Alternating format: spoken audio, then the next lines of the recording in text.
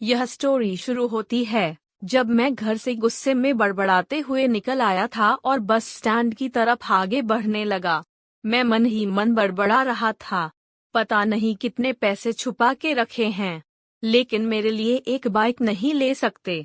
अब मैं यहाँ से चला जाऊंगा और तब तक वापस नहीं आऊंगा जब तक मैं खुद के पैसों से बाइक नहीं खरीद लेता।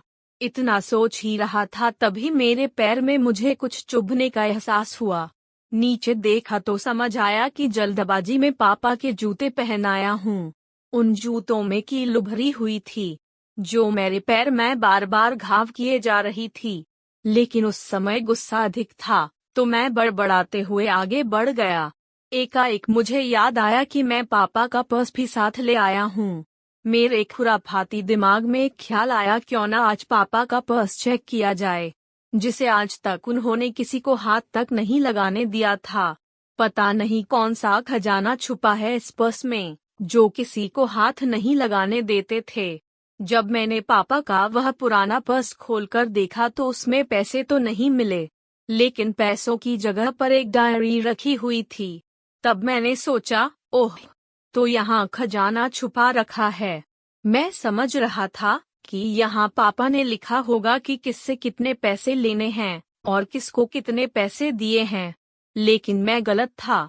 जब मैंने उस छोटी सी डायरी का पहला पेज खोलकर देखा तो वहाँ पर जो लिखा था वह थोड़ा सीरियस कर देने वाला था। डायरी में जो लिखा था उसे पढ़ने के बाद मेरे चेहरे पर जो एक्सप्रेशन थे वह गायब हो चुके थे, क्योंकि डायरी में वैसा कुछ नहीं था जैसा मैं सोच रहा था। वहाँ पर उन पैसों का हिसाब लिखा हुआ था जो अलग अलग कामों के लिए अलग अलग लोगों से उधार लिए गए थे। उस लिस्ट में कंप्यूटर के नाम पर भी पैसे लिए गए थे। कुछ यूं लिखा था, 50,000 बेटे के कंप्यूटर के लिए। यह वही कंप्यूटर था जिसे मैं आज तक यूज कर रहा हूँ, लेकिन मुझे यह पता नहीं था उस कंप्यूटर को खरीदने के लिए पैसे कहाँ से आए थे। लेकिन आज पता चल रहा था। मुझे आज भी याद है जब मैंने पहली बार कैमरे के लिए जिद की थी, जो मेरे पापा ने मुझे 2 हफ्ते बाद मेरे बर्थडे पर ला कर दिया था, जिसे देखकर मैं बहुत खुश हुआ था। और मुझे खुश देखकर मुझसे कहीं ज्यादा अगर कोई खुश था तो वह थे पापा। अब मेरे चेहरे से गुस्सा एकदम गायब हो चुका था। जब मैंने आगे का पन्ना पलटा तो वहाँ पर कुछ विशेष इच्छाएं लिखी हुई थी। पहली जो विश थी उसमें जो लिखा हुआ था, अच्छे जूते पहनना। यह बात मेरी कुछ समझ नहीं आई। तभी मेरा पाँव अचानक सड़क पर भरे हुए पानी पर जा पड़ा और तभी मेरे पाँव में कुछ गीलीपन होने का एहसास हुआ। जब मैंने जूता उतार कर देखा तो उसका तला टूटा हुआ था।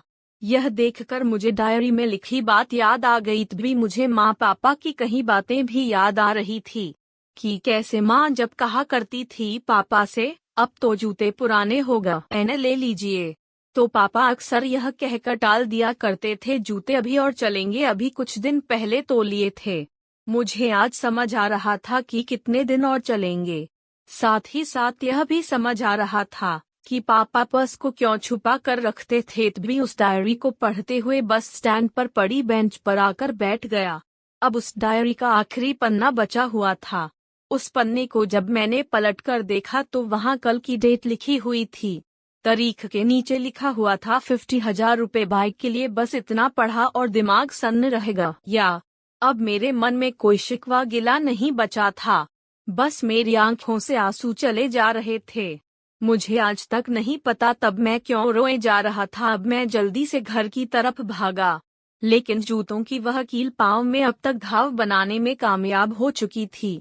मैंने जूतों को रास्ते में ही निकालकर फेंक दिया और भागते लड़खड़ाते हुए घर जा पहुंचा, लेकिन पापा घर पर नहीं थे। मैं समझ गया वह कहाँ थे। मैं सीधा पास वाली बाइक एजेंसी की तरफ भागा। पता नहीं आज कहाँ से इतनी ताकत आ गई थी कि मैं भागते हुए थक नहीं रहा था, और वह भी बिना जूतों के नंगे पैर। जैसे तैसे मैं बाइक एजेंसी पर पहुंचा। पापा वही थे। मैंने पापा को दौड़कर गले लगा लिया और मेरी आंखों से आंसू रुकने का नाम ही नहीं ले रहे थे। पापा को समझ नहीं पा रहे थे आखिर हो क्या रहा है, मैं क्यों रो रहा हूँ। मैंने पापा से कहा, पापा मुझे मोटरसाइकिल नहीं चाहिए, आप अपने लिए जूते ले लीजिए। अब आज से मैं जो भी करूँगा अपनी मेहनत से अपने बलबूते पर पढ़कर करूँगा। दोस्तों, बस इतनी सी थी ये कहानी।